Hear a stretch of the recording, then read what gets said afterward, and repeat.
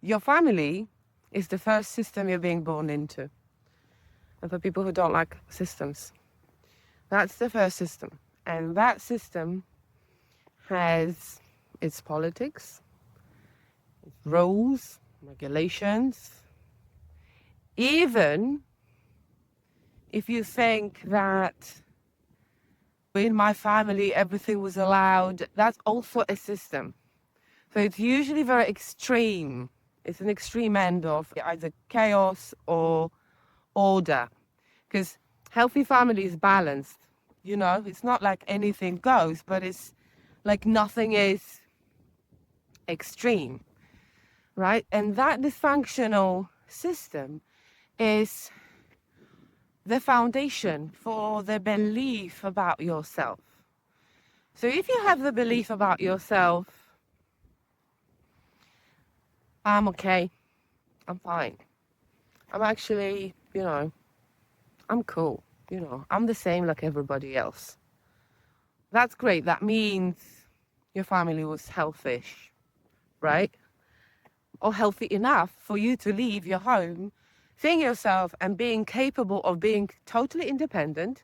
So you don't have to be codependent on them emotionally, psychologically, financially. But for a lot of people, that's not the case, because in dysfunctional family system, the first thing that gets constructed and instilled in you is a very distorted view of yourself. That's the first wall that you're going to have to dismantle in your inner home, inner house, right? So it's like, who am I?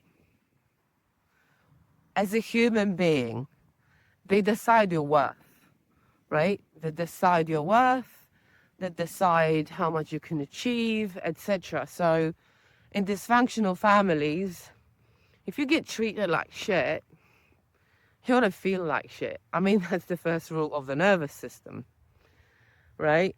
Because for your nervous system, environment is everything. You can have a lot of people tell you, oh, I love you. But if the behavior doesn't match, and your nervous system feels unseen, and there is a discrepancy between the words and the action, your nervous system will register that. Especially if that thing goes on for 2 decades, right? In dysfunctional families, you know exactly what that is. Your body knows. So the people in charge, they behave very differently inside and outside. So even the rules are very different, There are a lot of secrets. We don't talk about it. That didn't happen, right? There are so many different dysfunctions, but if you watched something like this happen, if you experienced something like this for 2 decades, it's going to be very difficult for you, if not impossible, to build anything healthy, any relationship with another human being who is healthy. Well, if someone is from another dysfunctional family, you're just going to create your own system. Dysfunctional system. Because in dysfunctional families, the most common thing, and it's 100% cases, is people are not self-aware. People have no integrity, they're not self-aware. They just treat each other like, not like people, inhumanely. Children, each other in relationships, right? They say a lot of hurtful things, and when you're a kid, you don't have the context, like you believe everything you're being told. So that sets up your standards, right? That's your foundation for looking at the world, yourself, and others. And obviously, you integrate this family, you integrate the system in you, emotionally, psychologically, and mentally, and that becomes your bar. And usually the bar is really low. So, anything goes. You never say sorry, for example. In dysfunctional families, obviously, there are a lot of behaviors we can talk about, but I'm talking about in a sense, right? And then you go out trying to have a relationship with a healthy person who is self-aware and knows that words have meaning, for example, and they don't want you to say anything hurtful to them. For you, it's like, oh, that was normal in my family, right? To call each other names or to shame each other or to belittle one another. For a healthy person, that won't go, right? So that's very difficult. So unless you actually become conscious about what the family system has instilled in you and repair it, nurture it, but you need to have a sense of that was wrong, and you have that sense, because you know how it made you feel, you know. So to be able to learn, unlearn, and learn the healthy stuff, that's inner work, right? And it requires your intention. Like, what do you want to achieve in life? What kind of relationship do you want to have?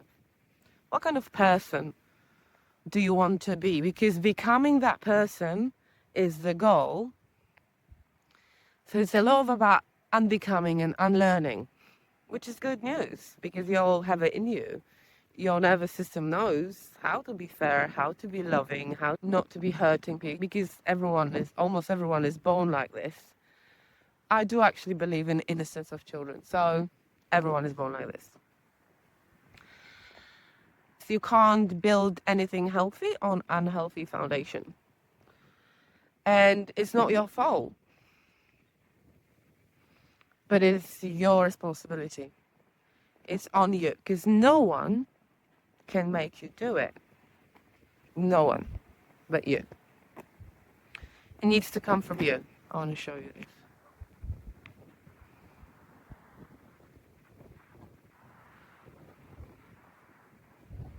Okay.